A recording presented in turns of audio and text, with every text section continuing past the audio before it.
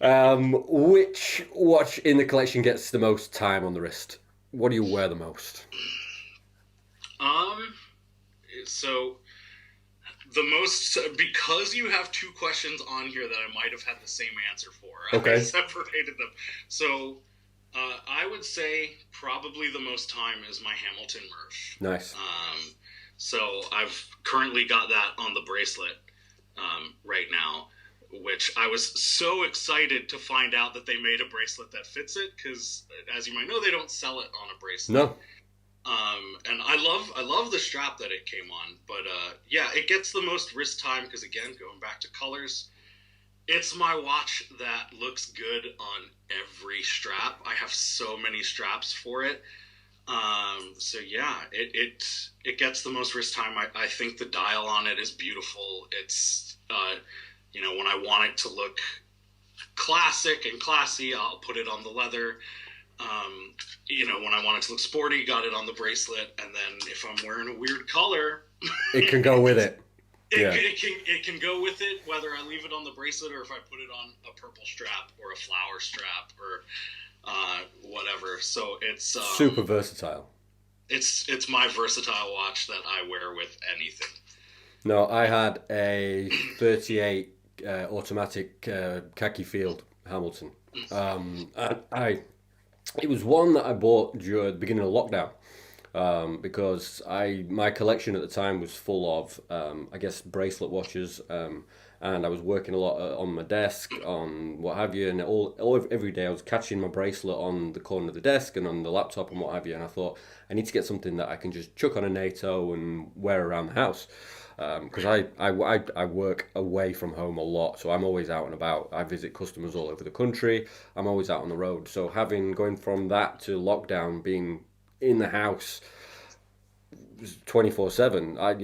I didn't really have a watch in the collection that I thought would still be kind of cool to have on the wrist, and then I ended up selling it to fund something else. And every couple of days, I look in the watch box and I'm like, I need that khaki field back. That's a cool watch, and I regret. That's the one I regret selling. Yeah, Hamilton makes a really good watch, and I feel like we all have those watches that we recommend to Yeah, first time folks who want to step up with a nice watch. You just can't go wrong with a Hamilton, with a khaki field, with Murph, with what they have, that awesome chrono that I want. So the the new. Have Intramatic. you seen the new? The Intramatic's cool, but they've done The a new Intramatic. chronograph which I looks have seen the new ones amazing. are so cool. Yeah. Yeah, it looks Um, amazing. See, yeah, they're great.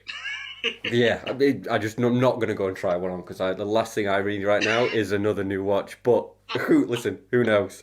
Who knows? Um, the newest watch, so your latest purchase, the last one you bought. Right. I've been a I've been a good guy, and it's been a little while. Good. And by a little while, I mean like November, October. Listen, that's 5 months.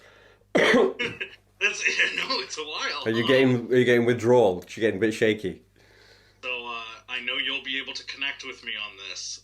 But I went to a Wind Up Watch Fair in New York, and I got to see all these cool watches by these great independent and micro brands, and I met the guys from Ferrer there. So I got the Ferrer Cali Verde. I got to try it on there, Yeah. but Yeah, I think I that's a, didn't that's have a it. that's a great thing that those guys do because obviously, I mean, with them being in my last video when I reviewed the Resolute, I went through the reasons why I was confident enough to buy that watch without ever having actually seen it. But I mean, that's laziness on my part, I guess, because 3 hours down the road they do have a showroom. But that's the only showroom they've got in the world. So I guess for someone like you on the other side of the pond, having them come to you is a great opportunity for you to look, see, touch, feel, stick it on Oh, your wrist. for sure. I think that must be the hardest part for any of these brands is, is how do we get customers to buy these without ever holding them? Yeah. And For me, it's just really hard to make. Like I need to know, especially when they're you're getting to that $1,000, £1,000 price point, and that's not cheap. That's not hyper. We know how expensive this hobby can get. Yeah, but it's a consider at that price. It's a considered purchase, and to make a Right, considered purchase, you need to have as much info, as you can. And if the info is, well, what's it going to look like on my wrist? That's important. right, and they were one of the. So many of the brands there were great, but every one of their watches was impressive. Every one of their watches that I put hands on was great, and for some reason, this is the one that just stuck out to me. I'm like, I don't have green. Yeah. This is really cool. So yeah, I have it. I got the green strap with it, and I ordered their mesh strap bracelet to go on it as well. So it's To be honest, it's not a brand that I know a massive amount about. The two English brands that I kind of really like are Fairer and Christopher Ward. right, Now, Christopher Ward, I've had my eye on a number of their models for a few years, and always thought if I went micro brand British, I would end up going for Christopher Ward first.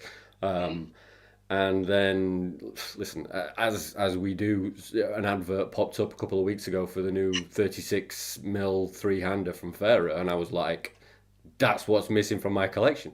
I don't have a small, change the strap up, colourful three-hander in the collection, and that would fit into a gap that I have. And I was like, that looks really cool. So again, you start right. down the rabbit hole, you do the research, and it ended up here, and I'm thoroughly impressed with it. I think the quality of it is fantastic, but Oh yeah, I mean, if you weigh up that, I guess that's what they've got to weigh up. You've got two options. If you're setting up a brand, you go down the authorized dealer route, or you go down the straight direct to consumer route. And the problem with the direct to consumer route is exactly what you just said. You don't get to see the watches very often, or the opportunity to get them.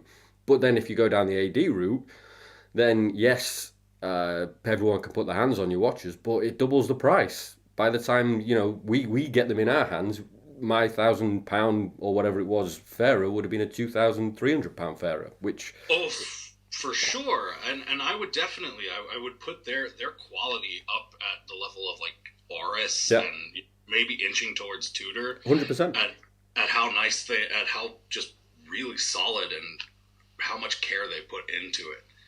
No, it's a cool pick, and I got invited to go down to a watch fair about a month ago. There's one down here in Birmingham, and I politely declined to go because I knew exactly what would happen. I would come back a couple of £1,000 lighter and a new watch on my wrist. So I yeah, try. I'm like you, trying to be good at the moment, but I've just last week just got a new watch, and we're off out watch shopping this afternoon, me and the wife. So there's only so a level of good that you can be.